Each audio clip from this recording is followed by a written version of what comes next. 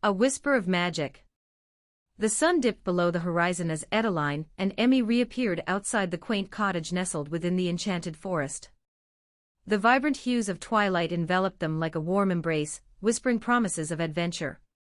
Nightingale, their beloved cat, danced around their legs, purring rhythmically as if sensing the joy emanating from the two women. "I can't believe I'm back," Adeline breathed, looking around the meadow sprinkled with wildflowers and soft, golden light. The world felt alive, vibrant in a way she had only experienced during those stolen moments with Emmy. A wave of nostalgia washed over her, the long chats, laughter echoing between the trees, and shared secrets of their youth. "All it took was a little magic and a lot of courage," Emmy replied, a twinkle in her cool gray eyes. She stepped closer, their fingers intertwining. After a decade apart, everything felt like it had fallen perfectly back into place. As they entered the cottage, Adeline took in the simplicity that she had missed so dearly: the cozy fireplace, the small wooden table, photos etched into the walls, a fleeting glimpse of their cherished moments together. "Let's make new memories," Emmy suggested. "How about we cook something together?" Adeline's eyes sparkled with excitement. "I'd love that. What do you want to make?" "I have a recipe for moonlight soup. An enchanted dish. It's supposed to spark joy and laughter, perfect for a reunion." Emmy smiled, ushering Adeline toward the small kitchen nook. "Can we put our own twist to it? You know how much I enjoy experimenting with flavors." Adeline clapped her hands together with enthusiasm, her heart racing with possibility. "Of course. Let's infuse it with some wild mint and honey from those hives nearby. Nature has provided for us, and we'll let our spirits guide us," Emmy grinned, initiating a playful dance as her long black hair swayed with every step. As they engaged in a light-hearted cooking session, laughter filled the air, and the cottage came alive with the sound of sizzling vegetables and aromatic herbs. Adeline felt as if time melted away, allowing them to become the girls they once were, free to explore, create, and love without restrictions. Later, as the night deepened, the two gathered around the dining table, bowls of the shimmering moonlight soup before them. The soft glow from the candles flickered, casting romantic shadows on the walls. Adeline lifted her spoon, savoring the warmth of the dish. "How's it taste?" Emmy asked, her eyes twinkling with anticipation. "It's divine. A perfect blend of flavors, just like us," Adeline winked, causing Emmy to blush. Over the meal, they reminisced about their past adventures, weaving their old tales with new dreams. "What do you envision for us now?" Adeline asked, her heart fluttering with hope. "I see a world where we can grow together," Emmy replied thoughtfully. "We can explore the realms of magic, meet new people, and embrace everything life has to offer. We can create our own kingdom, a place where happiness reigns." "Together," Adeline added, feeling overwhelmed by a rush of affection. "Always together," Emmy vowed, reaching to cup Adeline's face in her palm, their foreheads softly touching. For a moment, everything else faded away: the past, the obligations, the outside world. All that mattered was this connection, timeless and deep. As they drew back, Adeline's thoughts turned toward the future. "We should talk about what we want to do next, about creating and sharing this life with others. We could even visit the sorceress who lives in the southern glens. She might help us with our magic." A sudden knock on the door shattered their intimate bubble, and Adeline's heart raced anxiously. Who could that be this late? "I'll find out," Emmy said, her demeanor shifting to one of protective alertness. She approached the door, her body tense yet graceful. When she opened the door, two figures stood there, cloaked in shimmering midnight blue robes. "We seek the lost Princess Adeline," one of them spoke, their voice melodic yet firm. "I'm she," Adeline said, stepping forward, her heart pounding in her chest. "Your father has sent for you. He is gravely ill," the figure replied, their tone carrying sadness nonetheless. Adeline exchanged a worried glance with Emmy. "I cannot return." "Not now," she said defiantly, the weight of her choice heavy in the air. "You must heed the call," the second figure said, lifting their hood to reveal silver hair cascading like a waterfall over their shoulders. "The kingdom is in turmoil without your presence." Emmy held Adeline's hand tighter. What if we come with her? She's not alone in this, she declared, fearlessly stepping forward, ready to defend their bond. The figures looked at each other, confusion crossing their faces. If she goes, it may alter the balance of her destiny, one of them replied uneasily. Alter? Or help? Emmy shot back, her determination unwavering. The love they share can guide Adeline as she steps into her past. She can make a difference in a way that no one else can.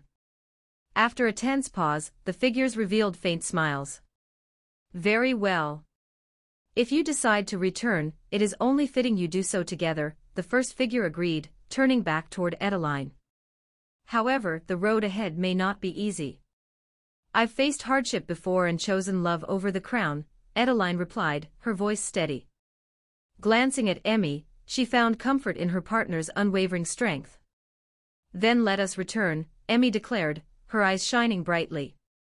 With a blend of apprehension and anticipation, they stepped into the unknown, hand in hand, ready to face whatever challenges lay ahead for their love and the kingdom they once knew.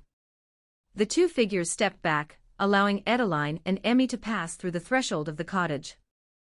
The moon hung high in the sky, its pale light illuminating their path as they walked toward the waiting chariot. Every step felt heavy with anticipation, but Adeline's heart fluttered with a mixture of hope and anxiety. As they approached, Adeline turned to Emmy, her expression full of determination. No matter what happens, I want you by my side. We face this together. Emmy's grip tightened around Adeline's hand, the warmth grounding her. Together, always, she agreed, her cool gray eyes reflecting the resolve in Adeline's soul. The chariot was adorned with flowing silks and intricate wood carvings depicting fierce mythical creatures, guardians of the realm. Inside, the figures beckoned them to enter. Once seated, the magical steeds began to gallop, their hooves barely touching the ground. The scenery whirled around them, transitioning from enchanting forests to the stone walls of the castle. Flashes of memories raced through Adeline's mind, of laughter, sunlight, and secret rendezvous. As the chariot approached the castle gates, Adeline felt the weight of her past opinions and choices come rushing back. The chariot came to a dramatic halt. One of the figures, now revealing themselves as the royal advisor, nodded decisively. Princess Adeline, you must muster your courage, there is much for you to confront within these walls. Nightingale leaped from Adeline's arms and darted into the castle, as if sensing the urgency of the moment. Adeline sighed, trying to ignore her fluttering heart.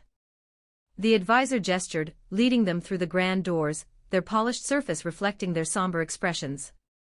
Inside, Adeline found the throne room alive with worried whispers. The king slumped in his throne, his face drawn and pale. It struck Adeline that her father's royal demeanor had faded, no longer a formidable force, but a man deeply troubled. Father, she called, stepping forward, Emmy close behind. The king looked up, his eyes widening with disbelief. Adeline. You've returned. His voice was hoarse, tinged with both relief and a hint of anger. It's been too long, father. But I can't promise you that I'll return to your princely obligations, he cut her off sharply, the vulnerability replaced by the firmness of royalty. Father, I have other commitments now, she countered, feeling Emmy's reassuring presence beside her.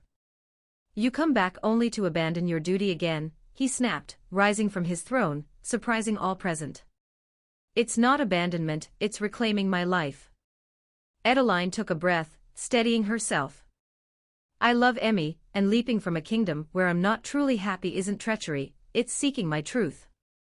The room gasped at her confession. The king's face paled even further. You have no idea of the turmoil this has caused. The arrangements for your marriage to Prince Christopher have already begun, he argued, voice trembling now. Emmy stepped forward, fierce and unwavering. Your Majesty, please listen. Love during troubled times can be a force for healing. Your daughter's happiness should take priority. Love? This is a matter of the throne, the king stated, his voice echoing off the stone walls. And yet, isn't love what keeps your kingdom united and thriving? Emmy retorted, meeting the king's gaze unflinchingly. A princess out of love will bring loyalty and strength to your people, not a marriage arranged for political gain. Adeline watched her partner, admiration swelling in her heart. Emmy's confidence radiated in the room, drawing out silence as the corners of doubt began to crumble in the shadows. The king's expression softened as he looked at Adeline. I thought I had to secure your future through alliances, but I see now I might be losing the most important thing in my life, you. I do not want you to be trapped in a life you do not desire. We have much to discuss, Adeline said carefully, stepping forward. If a kingdom thrives on the love of its leaders, it's time for me to lead with my own heart.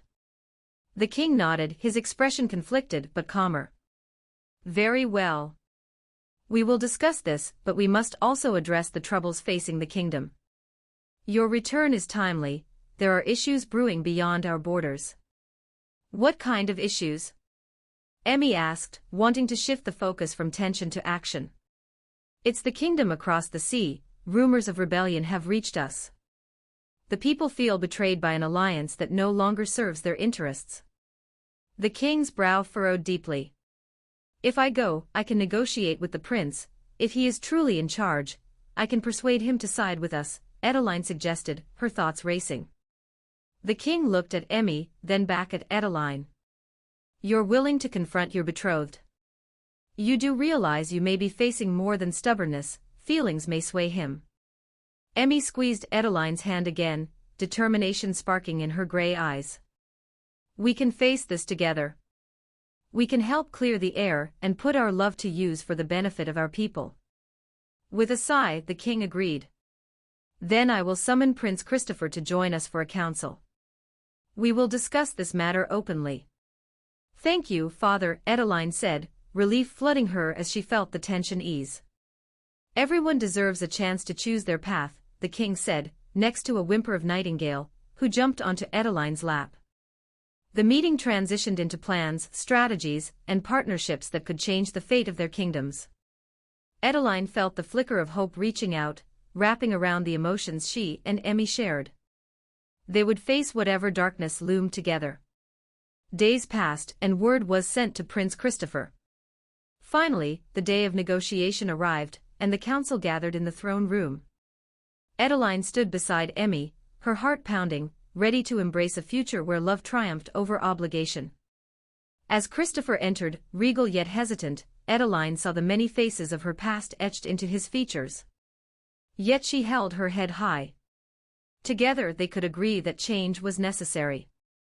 Perhaps it is time for all of us to discover what we're truly seeking, she announced, feeling Emmy's hand squeeze hers as a quiet affirmation.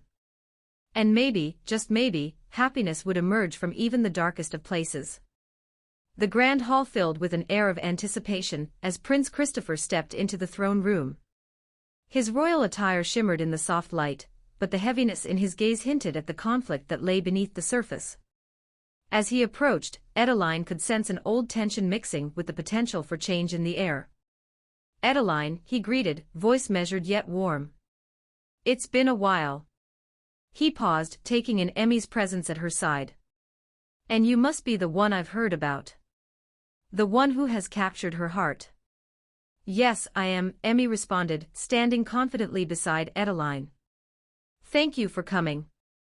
We hope that together we can address the issues plaguing our kingdoms. Christopher looked between them, confusion flickering across his face. You've come back as a different woman, Adeline. I can see that. But are you willing to face the possibility that this could change everything?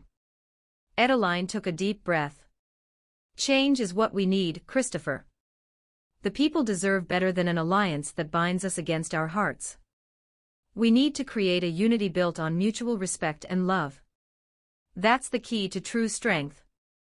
As tension hung in the air, Christopher nodded slowly, his brow furrowing in thought. The people are restless in my kingdom. They feel abandoned, unheard. They think their interests are secondary to an alliance that benefits only the powerful. What if we could find a new way forward? Adeline suggested. Instead of binding our kingdoms through marriage agreements, we could forge ties through trade and cooperation, relationships that include the voices of our subjects. Emmy intervened, adding, "Imagine collaborating on projects that promote mutual growth, shared festivals, cultural exchanges. Let's show our people that we value their lives beyond the throne."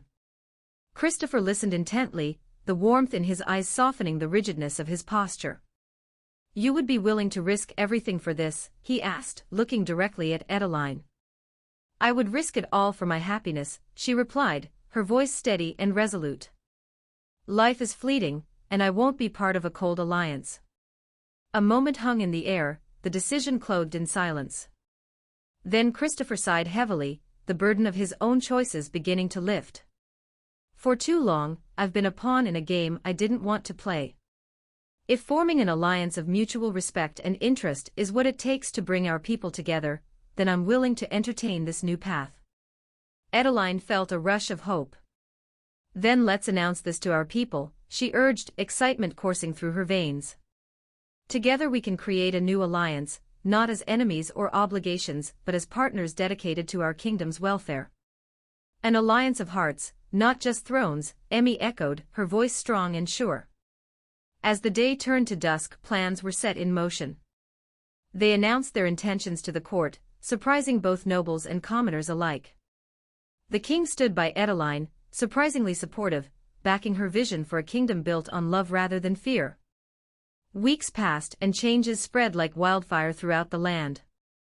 The kingdoms of Adeline and Christopher set aside old animosities and came together for the first collaborative festival, a celebration of unity, love, and mutual appreciation.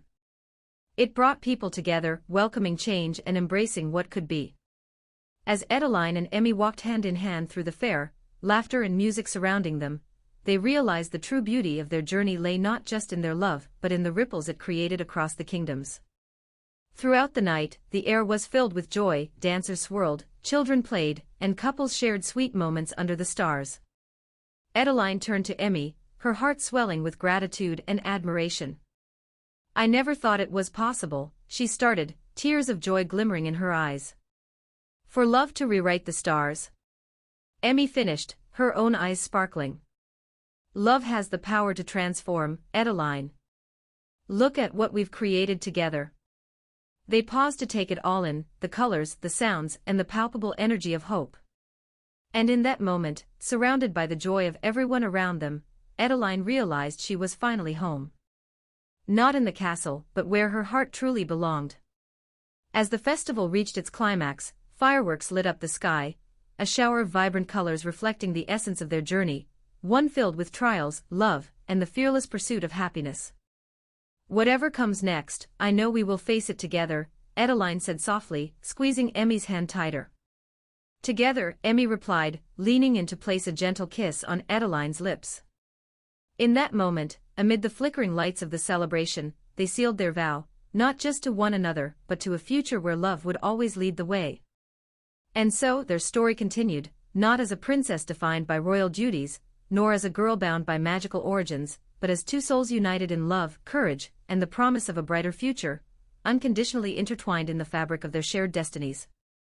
The world unfurled before them, wide open with infinite possibilities. Together they would speak for the voiceless, reach for their dreams, and ensure that love, true, unwavering love, was the legacy left for generations to come. And they began to walk, hand in hand, toward their new tomorrow.